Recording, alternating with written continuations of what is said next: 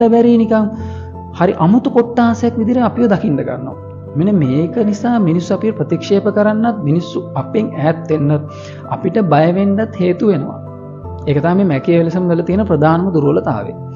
දැන් අපි හොඳටම දන්නවා මට දේශපාලනයේ වැඩක් නැහැ. නමුත් දේශපාලනය ඇතුළතදී අපි දැනට දන්න එකම චරිතය තමයි මැකියවෙලිසම් කරනවායි කියලා පිළි අරගෙන තියෙන සහ ඒක පාවිච්චි කරන පුද්ගලයා තමයි රනිල් වික්‍රමසිංහ හිටපු ජනාධිපතිතුමා.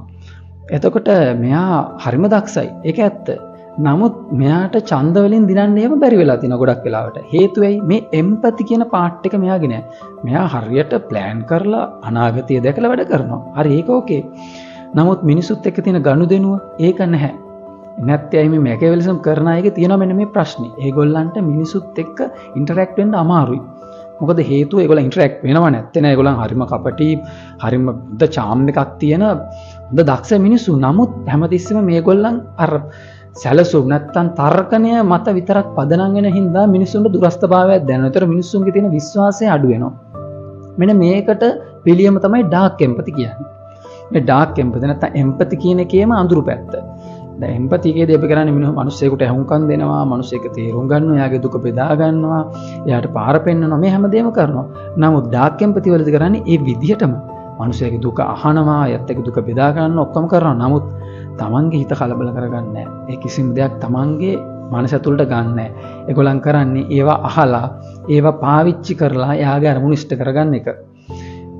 මොකද අපි කෙනෙකුට ඇහුම්කන් නොදී ඒ කෙනාව සම්පූර්ණයෙන්ම යූස් කරන්න යාම තුල ඒ පුද්ගලයාට අපිව දැනෙන්න ගන්නවා කෘතිම හිතක් පපුවන් නැති වගේ මිනිසෙක් විදියට.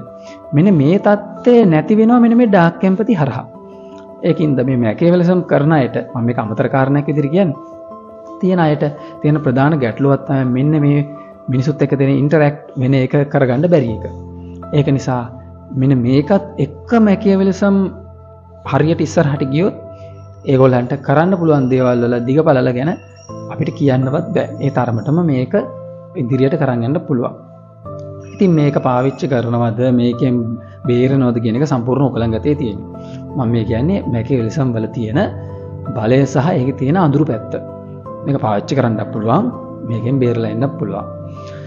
ඉතින් මේ වගේ දේවල් ඔයගලන් ඉගෙන ගන්න කැමති නම් මේ වගේ ඩාර්ක් සයිකොලොජි කරුණු මම උගන්වනවා.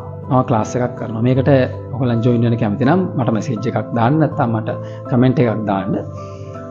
තව මම කවුන්සලින් සෙෂන් කරනවා. ඔයගලන්ට ඒ වලටත් මාව සම්බන්ධ කරගන්න පුළුවන්. මම නම්බර් එක දාලා තියෙනවා account එකේ. ඉතින් අද මේ වීඩියෝ එක නතර කරනවා. මම ඉසුරු ජයසූරිය මේ ඔඩිසමයි.